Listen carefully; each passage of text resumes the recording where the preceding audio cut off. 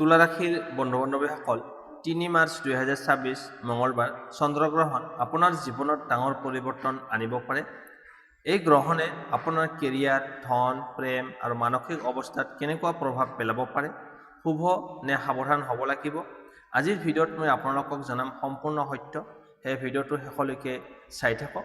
আহক তেতিয়া আৰম্ভ কৰোঁ। প্ৰথমতে গ্ৰহণৰ সময়।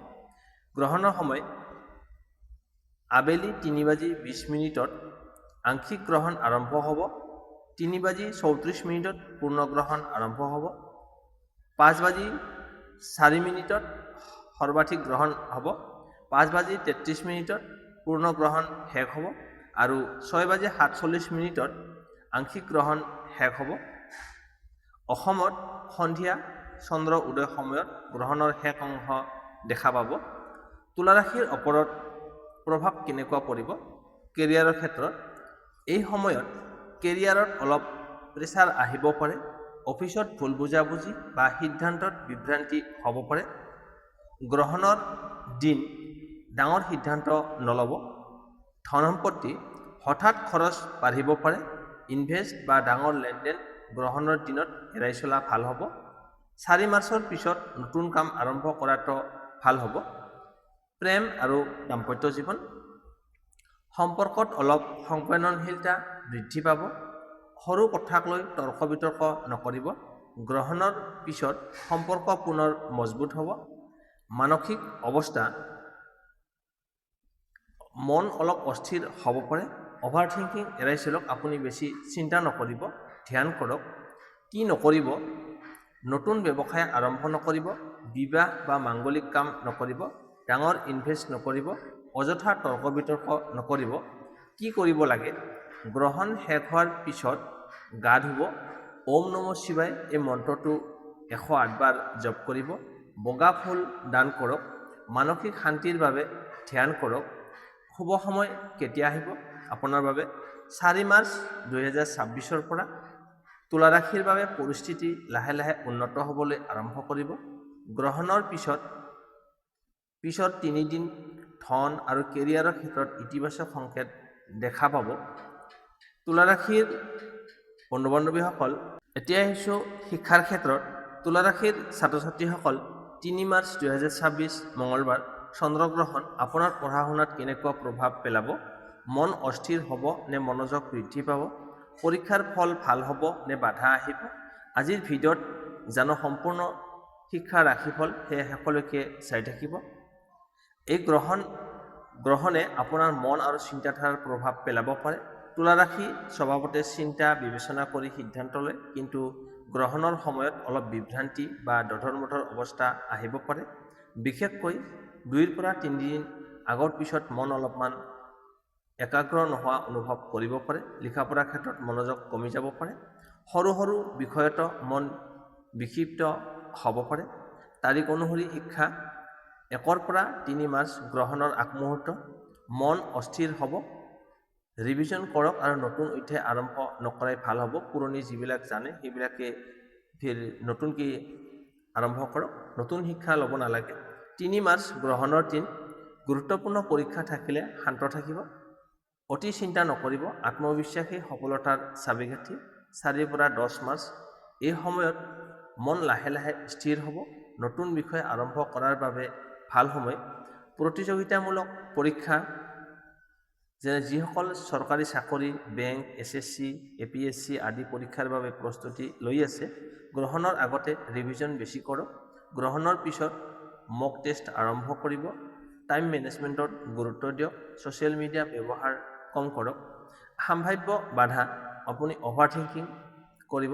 ডিচিশ্যনত লোৱাতে আপোনাৰ দেৰি হ'ব পাৰে। মনোযোগ কমি যোৱা এইবোৰ এৰাবলৈ আপুনি ষ্টাডি শ্বেডুল বনাই ৰাখক। ৰাতিপুৱা পঢ়া আৰম্ভ কৰক। প্ৰতিদিনে 10 মিনিট ধ্যান কৰিব। শুভ উপায় বুধবাৰে সেউজীয়া বস্তু দান কৰক। ওম বুধায় নমঃ এই মন্ত্ৰটো ২১ বাৰ জপ কৰিব। পঢ়াৰ টেবুল পৰিষ্কাৰ আৰু সুশৃংখল কৰি ৰাখক। বিশেষ পৰামৰ্শ তুলা ৰাশিৰ ছাত্ৰ ছাত্ৰীসকল, গ্ৰহণ মানে বাধা নহয়, ই এটা পৰীক্ষা। যদি আপুনি মন স্থিৰ ৰাখে আৰু নিয়মিতভাৱে অধ্যয়ন কৰে, তেন্তে এই মাহ ভাল ফল পাবলৈ সক্ষম হ'ব। এতিয়া আহিছোঁ তুলা ৰাশিৰ দাম্পত্য জীৱনত কেনেকুৱা প্ৰভাৱ পৰিব? চন্দ্ৰগ্ৰহণ সাধাৰণতে মানসিক আৰু আৱেগিক দিশত প্ৰভাৱ পেলায়। তুলা ৰাশিৰ স্বভাৱতে সমতা ভাল পায়, কিন্তু এই সময়ত সৰু কথাক লৈ সংবেদনশীলতা বৃদ্ধি কৰিব পাৰে। সন্দেহ বা অভাৰ থিংকিং বৃদ্ধি পাবে। যোগাযোগ কম হ'লে ভুল বুজাবুজি হ'ব পাৰে। সময় অনুসৰি প্ৰভাৱ: গ্ৰহণৰ আগত 2 পৰা 3 দিন মন অলপ অস্থিৰ থাকিব। পাৰ্টনাৰৰ সৈতে কথা পাতোতে ধৈৰ্য ধৰিব লাগিব। 3 মাৰ্চ গ্ৰহণৰ দিন ডাঙৰ তৰ্ক বিতৰ্ক এৰাই চলক। গুৰুত্বপূৰ্ণ সিদ্ধান্ত যেনে ঘৰ সলনি, ডাঙৰ বস্তু কিনা বা বেচা পিছুৱাই দিয়ক। 4 পৰা 10 মাৰ্চ সম্পৰ্কত পুনৰ স্বাভাৱিক হ'বলৈ আৰম্ভ কৰিব। ভাল যোগাযোগ সম্পৰ্ক আগতকৈ শক্তিশালী হ'ব পাৰে। সম্ভাৱ্য সমস্যা: অহংকাৰ বা ইগ' এৰাই চলক। তৃতীয় ব্যক্তিৰ হস্তক্ষেপ পৰিব পাৰে।